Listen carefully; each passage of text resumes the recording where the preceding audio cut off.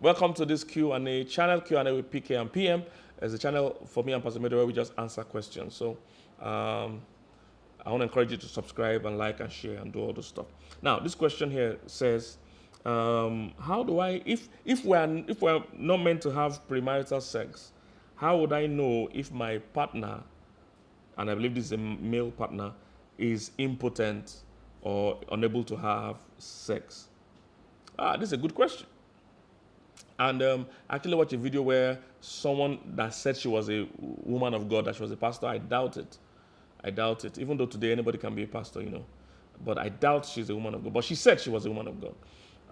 That she said that she's one of those women of God that believe that before you get married to a man, you must touch his sexual organ. You must check if he's working. You see, when people talk like that, I wonder if they are reading the Bible at all, if they have any sense of the holiness and the purity God has called us into as believers. You know, where will you be touching this man's organ? Where would that thing happen? And when you touch the organ, everybody will just go home. It's either she has never had sex, or she doesn't understand sex, or she doesn't understand it. But I don't know where her ignorance is coming from, but I totally do not agree with that thinking. God has called us to purity. And so if you touch this man's organ, it's working, then impotency can happen at any age. I've mentioned before that I've spoken to couples where they had good sex for 10 years and after that the man became impotent.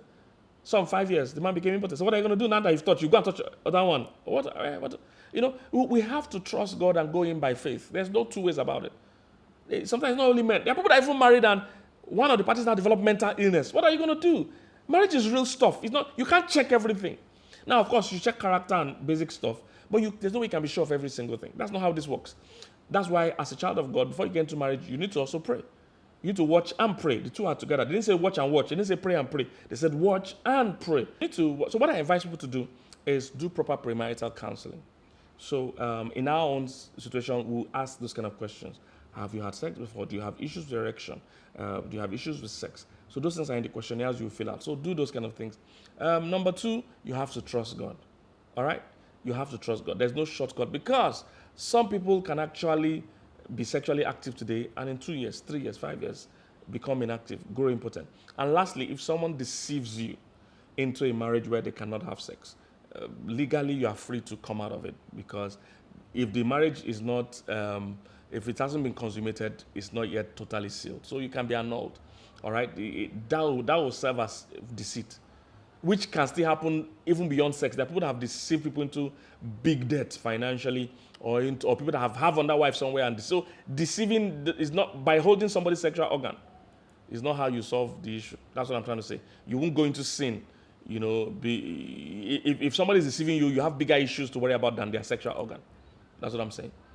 If somebody is somebody you can't trust that is deceiving you, holding their sexual organ, it's not the way to go. All right, you have bigger issues. So I hope this has helped you. And there are other helpful ways people can recommend that you find out that this man is not impotent. All right.